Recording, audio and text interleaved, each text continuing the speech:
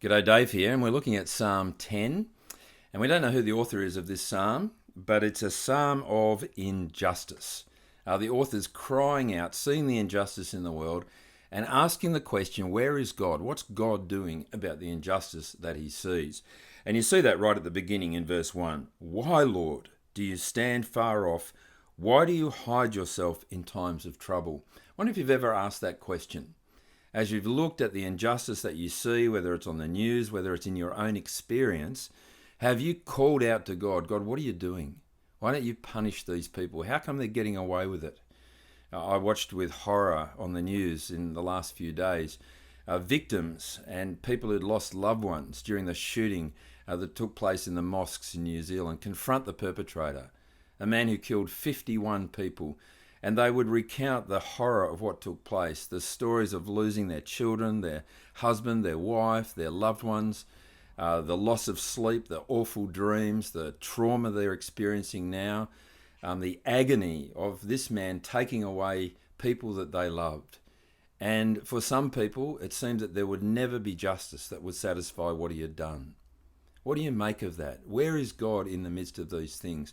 And maybe you've had things that have happened very personally to you. I was talking with a friend just in the last week or so who'd been through a horrible experience of a mate who looked after his financial affairs, a mate who was an accountant who he'd known for many years, he trusted to watch over his accounts, to pay the bills, to pay the tax, who just took off and left my friend with a tax bill in the six figures.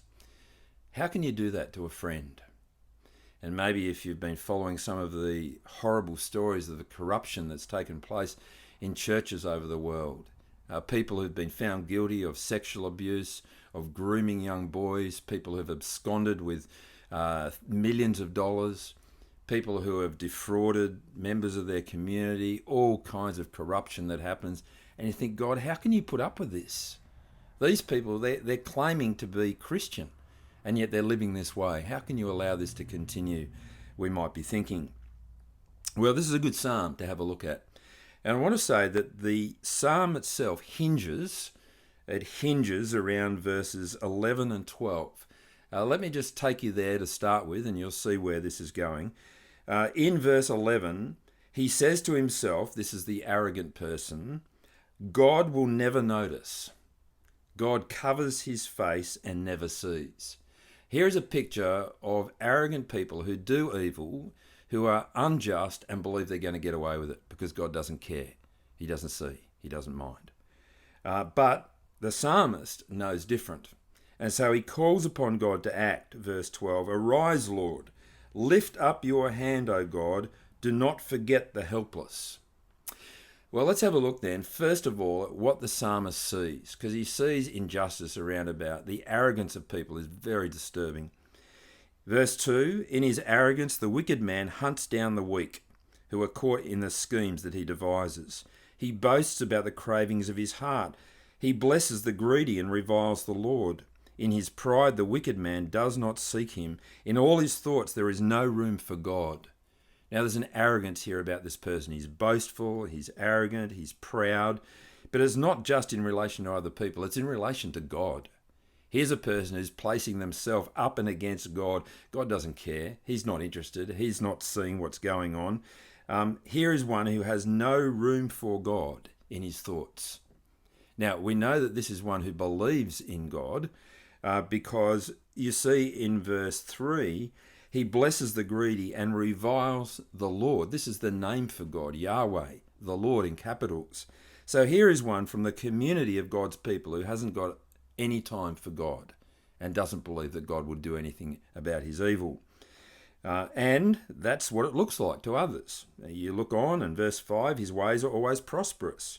Your laws are rejected by him, God. He sneers at all his enemies. He says to himself, nothing will ever shake me. He swears, no one will ever do me harm. He's confident that he's going to get away with it. He can buy the best lawyers after all. His mouth is full of lies and threats. Trouble and evil are under his tongue.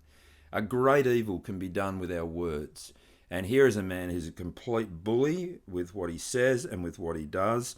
And he's murderous at heart. Look at verse 8 and following. He lies in wait near the villages. Not so much in the cities where he might get caught, where people might have a bit more to oppose him, but in the villages. Like a lion in cover, he lies in wait. He lies in wait to catch the helpless. He catches the helpless and he drags them off in nets. Fair dinkum, this guy. It's appalling. His victims are crushed, they collapse, they fall under his strength. This guy is an absolute tyrant. He is just devouring the poor. He's making off with money, with things that don't belong to him, and others who have next to nothing are suffering. And he says to God, God will never notice. He covers his face and he never sees. Friends, that's a dangerous position to take, because it might well seem like God isn't noticing. You might be getting away with injustice, and you might be well practiced at doing that, and you think, I'm not getting caught, and God's not striking me down. Hey, I might be able to keep doing this. But the Bible warns us about continuing to live that way, because God's inactivity or God's silence shouldn't be assumed to be that he doesn't care. In fact, it may be that he cares in another way. Let me take you to Romans chapter 2. Romans chapter 2, and I'm going to read from verses 4 and 5. Or do you show contempt for the riches of God's kindness, forbearance, and patience, not realizing that God's kindness is intended to lead you to repentance? But because of your stubbornness and your unrepentant heart, you are storing up wrath against yourself for the day of God's wrath, when his righteous judgment will be revealed. See, these people are not being judged now. They see God is disinterested. God's not going to judge them. They're getting away with it. They feel like they're running scot-free, but the reality is God's being kind, he's being patient, and he's holding back his judgment to give people the opportunity to repent, that is, to turn back to him and to seek forgiveness. Let me tell you an account from my own life which I think illustrates this. Some years back, before we had children, I owned a boat, and my wife and I had taken a boat out at the entrance, and we were enjoying a day in the sun, and we came back, and I forgot to put my seatbelt on. And I'd often forget to put my seatbelt on. I blamed the fact that I'd been a taxi driver and I wasn't required by law to wear a seatbelt before that time. But I'd forgotten to put it on, and I'd been backing the trailer and removing the boat, and I got it out, and then I noticed in my rear vision mirror a police car. And I thought to myself, I don't have my seatbelt on. I know what I'll do. I'll do nothing, because I'll draw attention to the fact that I don't have a seatbelt on if I'm seen to be putting it on. And so I just kept going without my seatbelt on, assuming that I'd be okay. And then the light comes on, the siren. I get pulled over.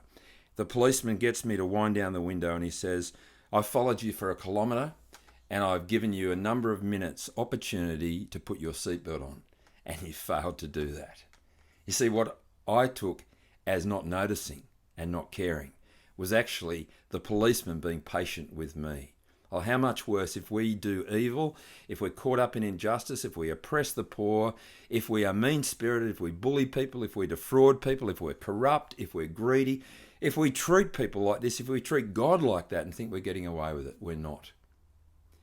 Well, friends, the psalmist calls upon God to act. Verse 12, Arise, Lord, lift up your hand, O God. Do not forget the helpless. He's calling upon God to act according to his character, a God who cares for the helpless and the vulnerable.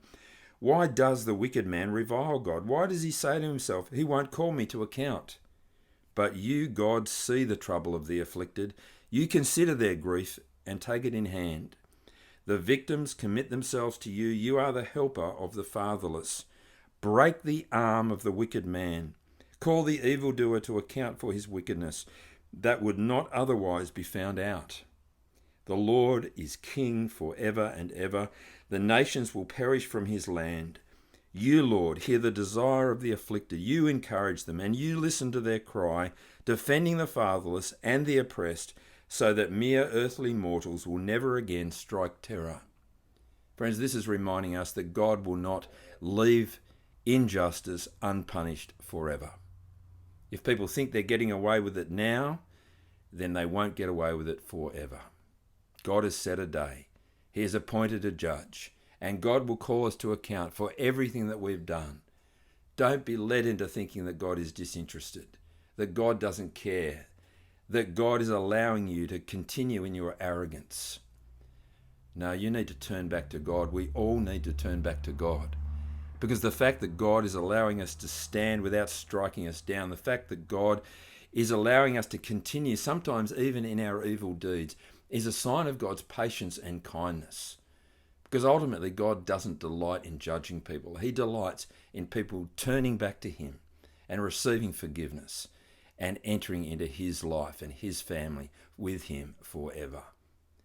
So these words, they're important words. God won't be taken for granted. And it's a great danger if we live as though He will.